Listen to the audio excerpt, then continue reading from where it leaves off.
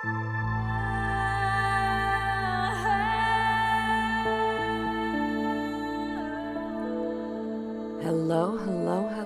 and welcome to Rainbow's Rising, where we ascend together. I'm your host, Rainbow Raaja. Happy 1-year anniversary for Rainbow's Rising. It has been 1 whole year that I have been doing this podcast. And I want to thank you guys so much for coming back week after week after week, for listening to those extra long interviews, and for giving me your feedback and for coming for personal sessions. It really, truly means so much to me that you guys are out there doing work, that you're supporting the work I do, that the work that I do is helping you. And I just really want to thank you guys and take a minute letting you know that it means a lot to have your support.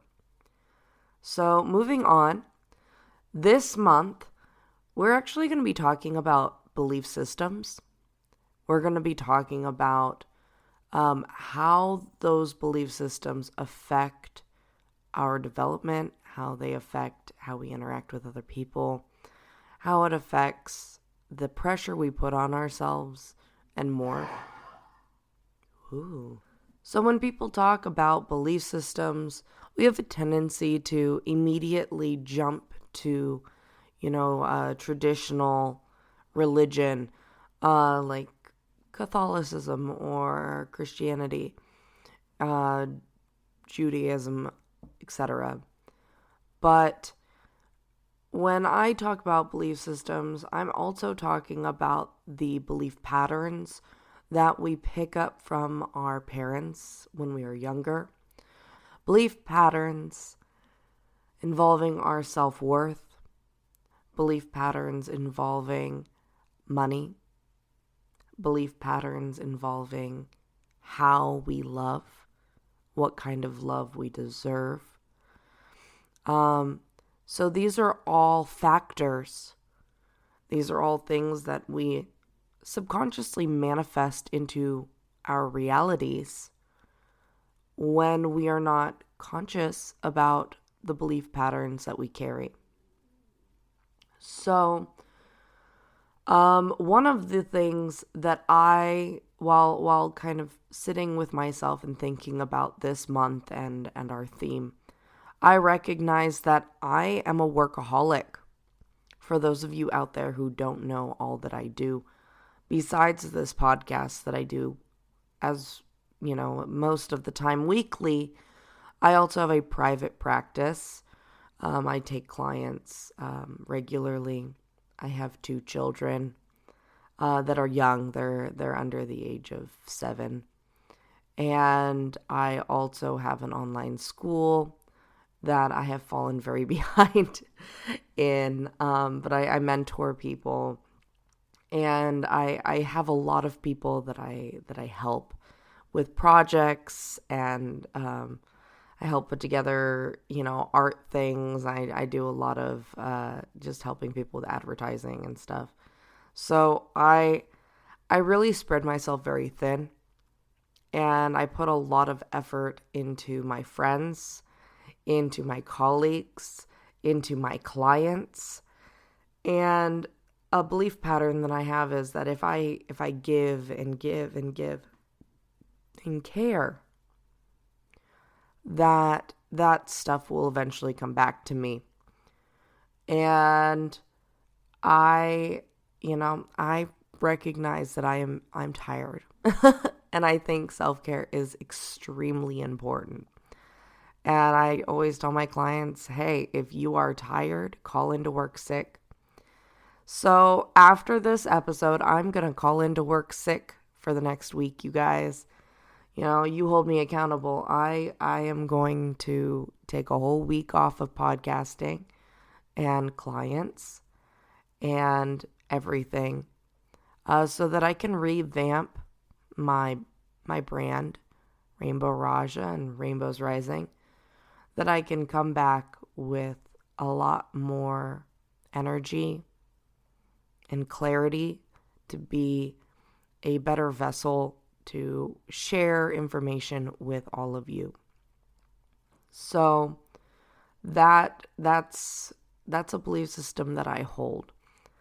And some other things that I've recognized about myself when contemplating negative belief systems, things that are, impacting our growth for myself. Because really, when I'm able to observe where I am faltering and I can present it to you guys, that will give you guys a way to observe your own belief patterns. So for me, I've always been very averse to money because I have memory when I was in another lifetime where my community or my tribe or my town would provide for me. I remember having a hut, having a plot of land, and when people needed my services, they would come to me with food, offerings, blankets that they hand sewed, and they would ask for medicine work to be done. I remember sitting on my, it was almost like a patio, but it really wasn't a patio. It was like a little wooden cage outside my door. I would sit there and I'd just look out at my crop field and just listen to nature and receive visitors from time to time. It was a very calming, peaceful time. And in this day and age, there's a hustle. And I'm a great salesperson. Don't get me wrong. I'm great at it. I can, let people know what I do, and people get really interested in what I do. And, but it's not something I understand.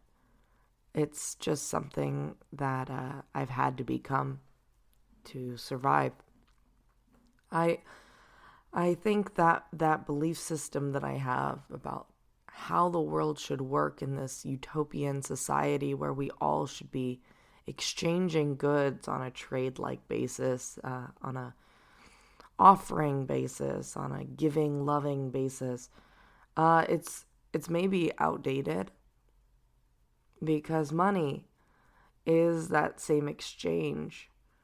Because there's so much exchanging happening, there's no way that we could possibly keep up by making goods or exchanging things we already have when there's so many goods out there that are brand new. I like to shop at thrift stores as much as I can, but I know that you can't receive everything used. So I'm working on changing my own belief system about money. And I recognize that my time is worth a considerable amount. That the amount of energy I put into my healings and the channelings I do it sometimes puts me out for days.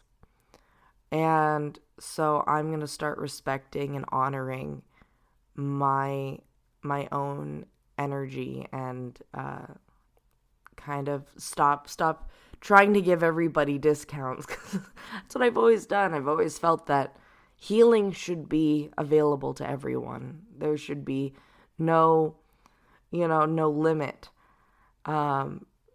Everybody should be able to get healing, get help and salvation when they feel lost. And that's been like a long-held belief of mine that I think I really have to change in order to honor and respect my own energy, my own efforts. And as someone who has come so far, I haven't really shared too much of my own personal journey with you listeners. But I was in a place where I probably could have never held down a normal job. I was not I was just not a balanced individual. I'm talking like over 10 years ago, you guys. Like, definitely this was back in my teen years. My parents never thought I'd be able to hold down a job. I really questioned whether or not I was ever going to function in society. And I learned, massage. I went to massage school, and I went and I learned Reiki, which at the time when I first, was offered this class on Reiki, I totally thought it was absurd. I was like, there's no way these invisible energy rays could do anything, until I was in the class and I saw this dead bamboo tree start to turn green. And I was like, this is kind of crazy. This is like magic. I'm gonna keep looking into this.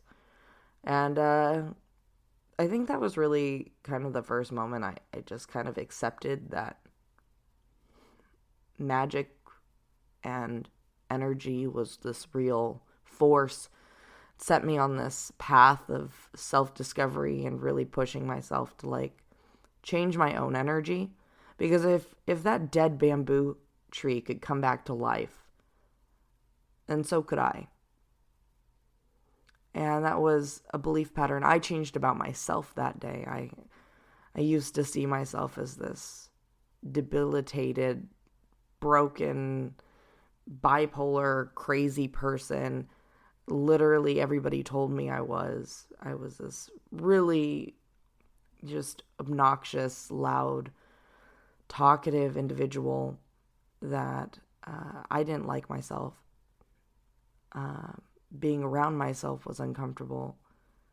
But if I could heal this bamboo plant, maybe I could heal myself. Maybe I could heal this behavior pattern that I had, or the energy inside of me I could do something with. So I learned grounding. Grounded everything that wasn't me out of my body. I learned how to shield myself from other people's projections, other people's impressions of me, other people's, I guess, ill wishes upon me, their own trauma, their own emotional impressions of their own day. When I was able to block all that out, my own truth became very clear. And I was really able to change my own belief of myself by doing Reiki on myself and healing those parts of myself that were so wounded. So I already have changed a lot of my own belief patterns. I've changed a lot of belief patterns about love. I used to think love was the Hollywood type of love, the kind of love that you fall into, and that nothing could break, no matter what. That if you love somebody, they could be the most horrible person in the world, and you would still go on loving them. But I've experienced a lot of disappointment in love, and I also have been very blessed in love, and I've had some incredible interactions with people I was so certain they were my soulmates, but later realized that they were very toxic people who pretended to be what I thought they were, or pretend to be these perfect people that they just were not.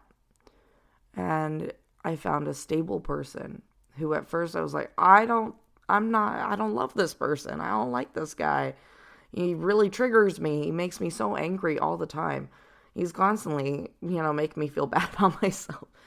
But making me feel bad really challenged me to be better. And this person that I've been with is I've never grown so much as I've been with this person. And our relationship may not be traditional, may not be what I anticipated or even really what I wanted for love for most of my life. But I know that he is what I need, what I needed, because he's stable. He's someone I can rely on. He doesn't lie to me. He doesn't even lie if I don't look good in something. He's like, ha ha ha, no, don't wear that. I go, okay, thanks. And I go and I go get changed because I'm not gonna go out looking like that, But I'm grateful that I have a partner who can be, so honest with me. So honest with me. And I've come to realize that truly love is a sense of safety that you get with another person, knowing that they are just a reliable force in your life. That if you ask them for help, they will be there. They won't enable you. They won't do the frickin' work for you. But they will be there. And that this person will give you sound advice, reliable advice, that should you follow through, that it would be night and day results. And he has done that for me. He never did the work for me, but he always gave me steps. And I have so much to thank him for. So he really changed my belief system around love and made me realize that love isn't necessarily this ideal, this fairy tale, ooey gooey fantasy, Twitter patient fascination. It's a comfort. It's a steadiness. And we have our ups and downs, but he's a steadiness.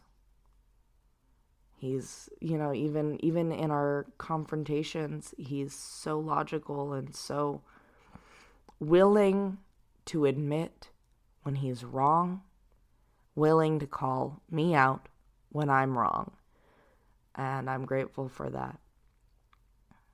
So, all of these examples, they may seem really non-cohesive, but they are examples of the processes I have gone through when changing my beliefs of certain areas of my life. This has happened with friends. This has happened in my career. This has happened in love, obviously. My relationship to money. So, I really want to share with you guys my personal growth, my personal evolution of my belief systems.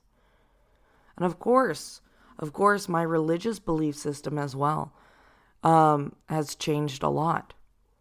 I shared a little bit, a while ago that my parents both are not very open about their belief systems. My dad's a Jack Mormon, which is pretty much someone who was raised Mormon, baptized Mormon, and decided to leave the religion because he thought it was nonsense. And my mom is very private about her belief system, but she does believe in God and in the universe and in spirit. And for me, I was atheist most of my childhood because I felt that there was no mercy. There was no mercy. And I was like, if God was real, there would be mercy. But that changed in my teens because I was like, I don't really know if there's a God, and I have no way to prove it. So I became agnostic and was kind of like, okay, I can't prove this. If he's real, then great. If he's not, then great. I mean, I'm on the fence about it. But that turned into a belief in spirit of others and of inanimate objects and animals and trees. And that then developed into, as I, began to awaken, began to get abilities and different, different memories coming in, downloads. I began to see kind of the web of the universe, the web of all.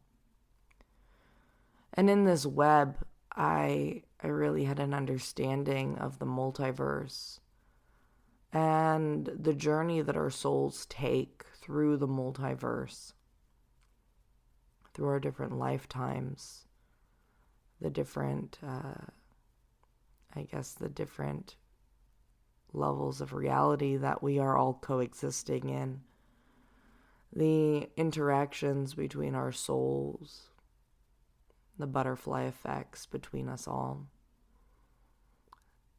And I changed my belief system for the last time to just believe that all is possible, that the individual creates the belief, that, no matter what you believe, it's like manifestation, right? What you believe is what shapes your reality. So that has been a really reliable belief system for me ever since, and has helped me do the work that I do, because I can hold space for others, no matter what their belief system is, without having any kind of projection of my own belief system. I tell people, hey, this is what I believe. These are the powers I connect with. If you don't resonate with that, don't worry. Let me know if you're uncomfortable with that, and I will, I'll step away from that in this session. And, I've never really had anybody tell me to stop doing something, so I feel that that's been a really positive, a positive change for me. And when I look at all of the changes and all the shifts that I've made and continue to make, because I am an evolving being, much as all of you are, I recognize that really there's just so much I have yet to know and to learn and to uncover. And I'm actually really excited to be able to shift more of my belief patterns moving forward into this new era. Because really, we are in this new era. There's a lot of change happening. And I think a lot of us are going to be challenged to change our beliefs in many different ways, whether that be how we view homeschooling versus in-person schooling, or changing how we see, friendships. I used to think that friendships could only be in person, that you had to be able to interact with your friend and be next to them and hang out with them for a friendship to thrive. But during COVID, I've been able to meet with my friends online and do Zoom calls and play video games and just really have fun with them in new ways that I didn't think was possible. I mean, we're able to watch TV shows on Netflix across the United States. I think that's really cool.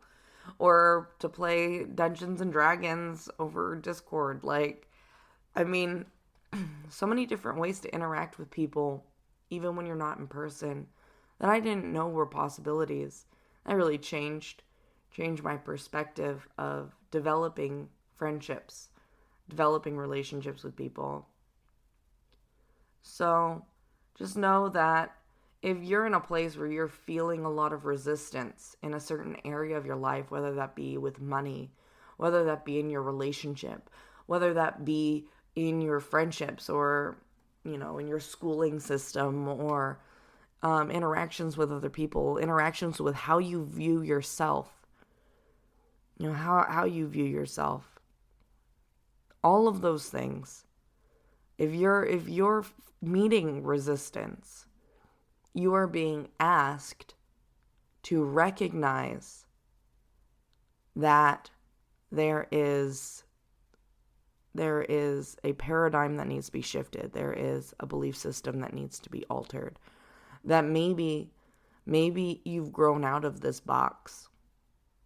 And you have to expand your horizons, expand your view of yourself or the situation a little bit more. And in regards to like viewing yourself in a certain way, this is a kind of a private story that I'm now making public as I now make this podcast. When I was really little, in case you guys haven't noticed, I have a really deep voice. When I was really, really, really little, I used to think I was a boy.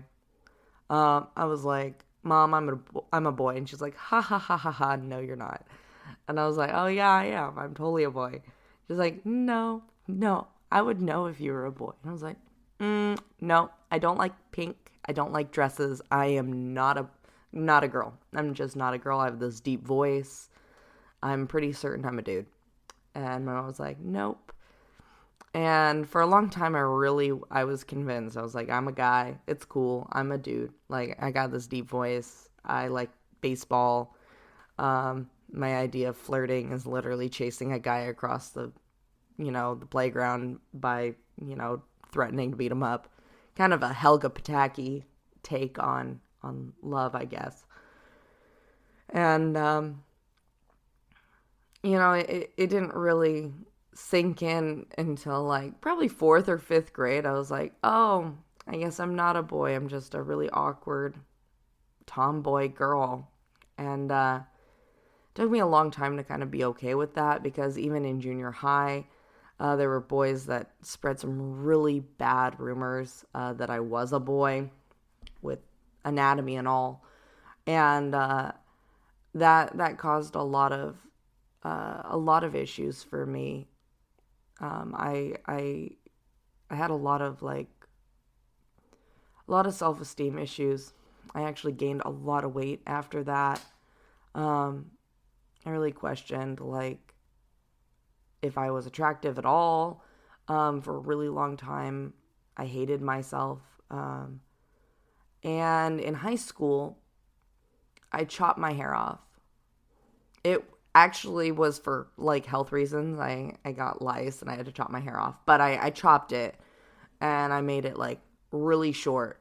We're talking like Billy Joe Armstrong from Green Day, chopped short, real short. I loved it. I was so satisfied.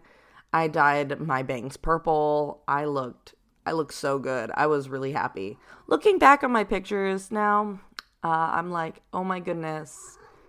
I looked questionable. I looked questionable at the time, but I dig my look. I had, I wore a lot of Hot Topic clothes. So we got trip pants with all the little bells and jingles and all the, I looked really punk. I loved it. But, I really came to accept that masculine side of myself during that time. That I could be a masculine girl and be cool with it. And after that era where I just kind of got to be this kind of almost like a gunslinging chick, which I didn't actually have guns. I wasn't slinging anything, but I was this little bad A girl who just walked around in her leather jacket and all hours of the night doing random stuff. After that era, I grew out my hair, started doing rainbow stuff. I felt really pleased. I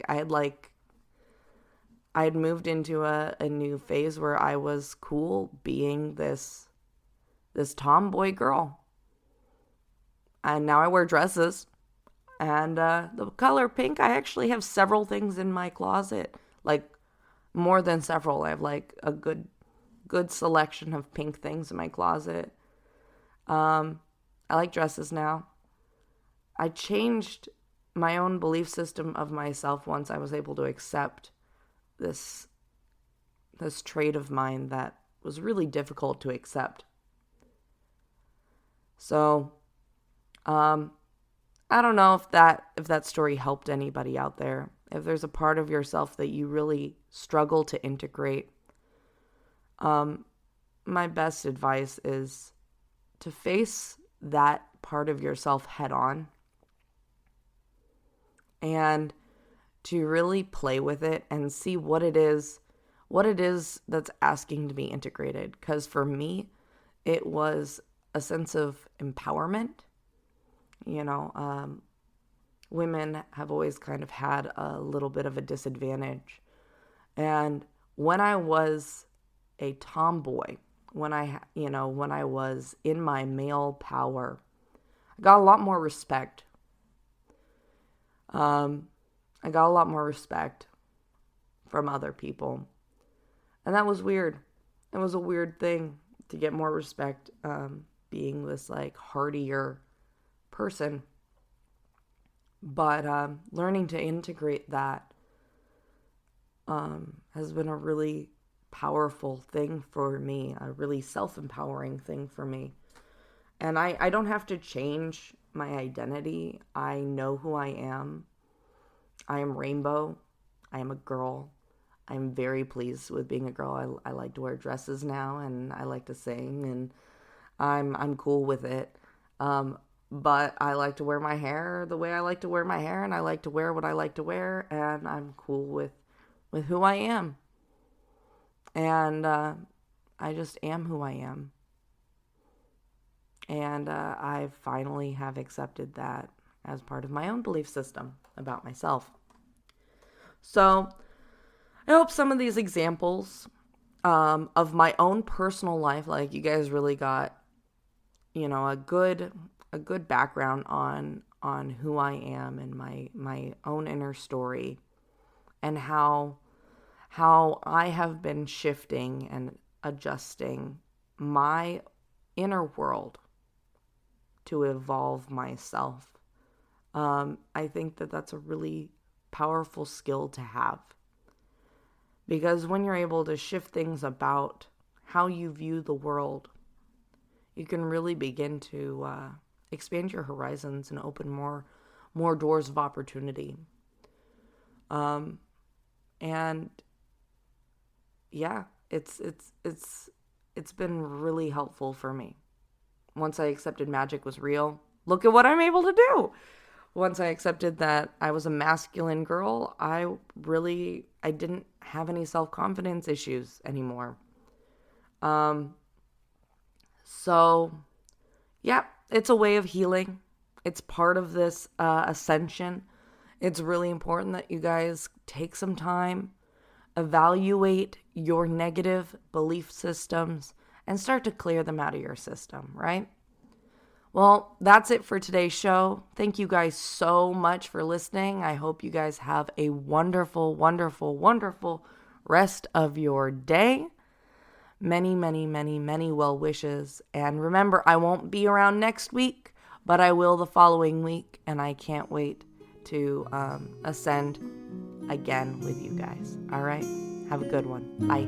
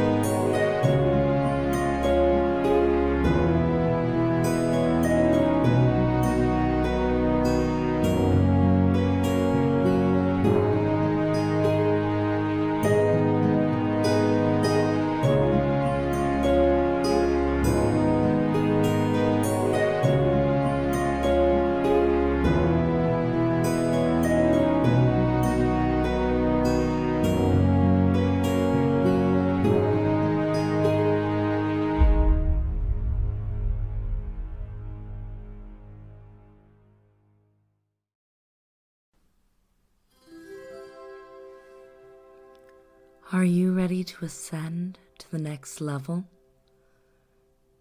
This is Rainbow Raaja, your spirit guide calling. Please be sure to keep all arms and legs inside your vessel at all times. I'm just here to remind you to take some time today. Support Rainbow's Rising podcast. Go. Join the Discord community. Check out the Patreon. Get some stickers, custom tarot cards. Check out the merch. The merch. You know you want to. Go connect with Rainbow Raaja. Maybe even get a session. Who knows? Your support helps make this show possible. And she loves to support you. Help support her too. Once again, this is Rainbow Raaja, your spirit guide, guiding you to your ascension.